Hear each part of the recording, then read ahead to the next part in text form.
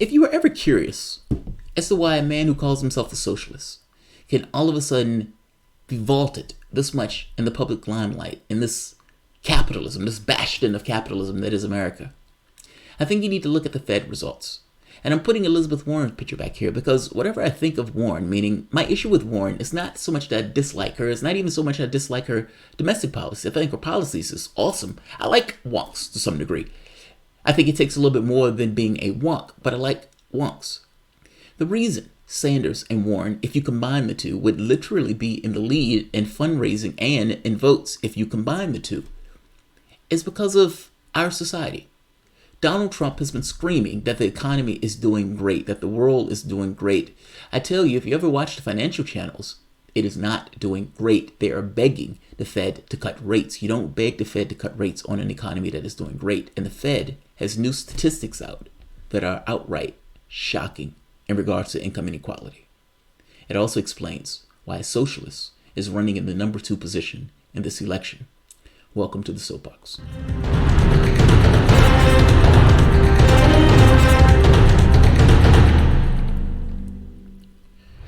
My name is Jamarl Thomas. This is the Progressive Soapbox. It's a Saturday edition of the show. I'm up, I'm Adam, so I might as well just do the news. And this video is going to be relatively short. In fact, not relatively short, it will be short. I wanted to show you some numbers that the Federal Reserve just came out with. And not just the numbers. I want to show you the final assessment that Bloomberg, that liberal bastion Bloomberg, gave based on these numbers. It sounds a lot like somebody you know. It sounds a lot like somebody you know. So, Fed comes out with new numbers. Now, I'm not going to go through all of it, but I will go through some. And I want to go more so through the findings, meaning the reality of it. Meaning, at the end of it all, when you look at the numbers, the assessment that the individual from Bloomberg comes out with. I love it. I love it. America's for the rich. An issue for the challengers. Yes, America is wealthier than it ever has, especially if you're in the top 10% of households.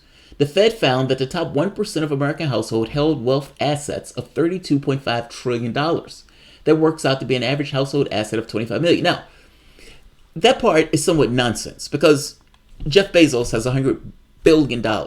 And so to try to average that out doesn't really give you a good idea of it because the top 1% is so far outstriped, meaning of the people within that category. And then the top 0.1% spikes even further still. So I'm going to skip that part, even though you can go through it if you want to. I want to get to the stats because the percentages are the things that matter.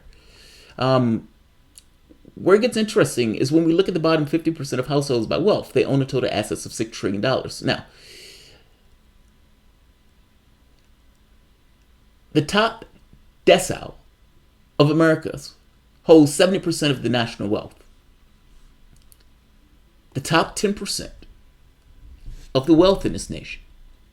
70% of the wealth in this nation is held by 10% of the population. A slice of pizza comes with 10 slices.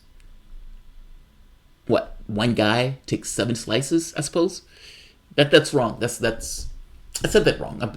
That's put poorly. But you get my point. You don't necessarily need an example for that. 70% of the wealth, 10% of the population. Let's keep going. Keep that in your head. 31% of the wealth is held by the top 1%. One guy, 31% of the wealth.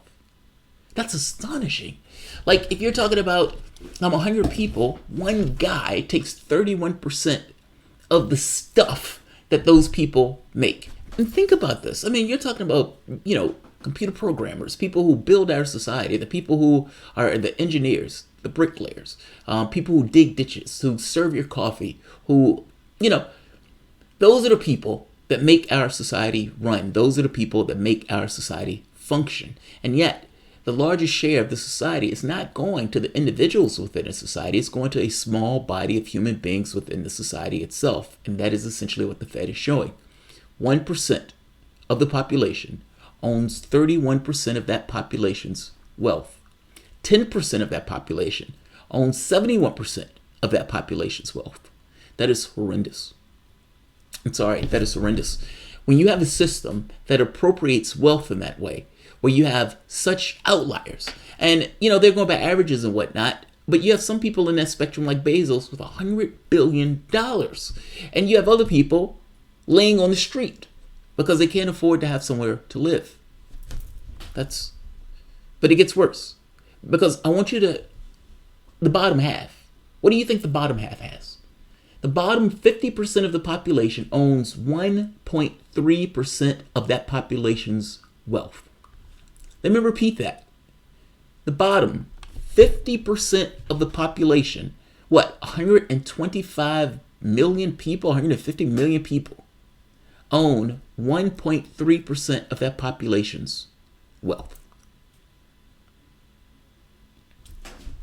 Please tell me you see a problem here.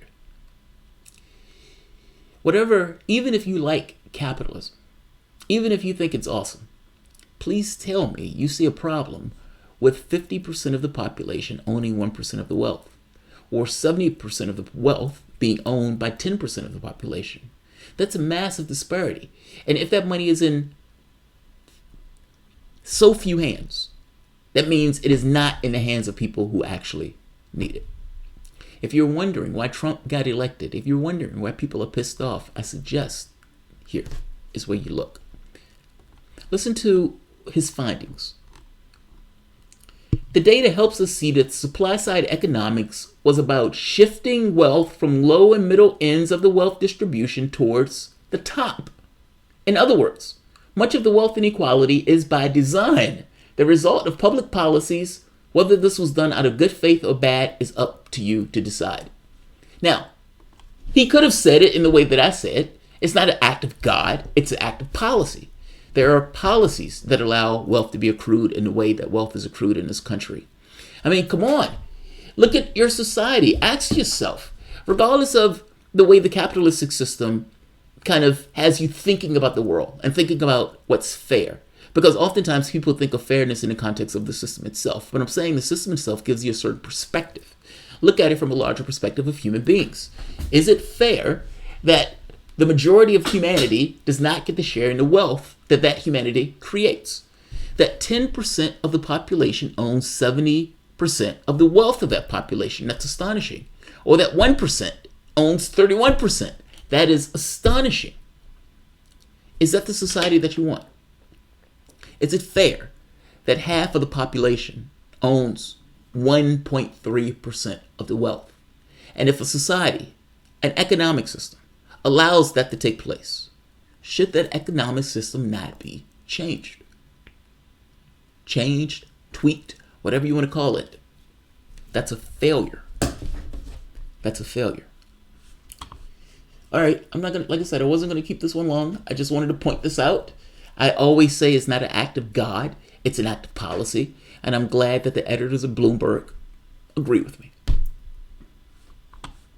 Like and share. Thanks all.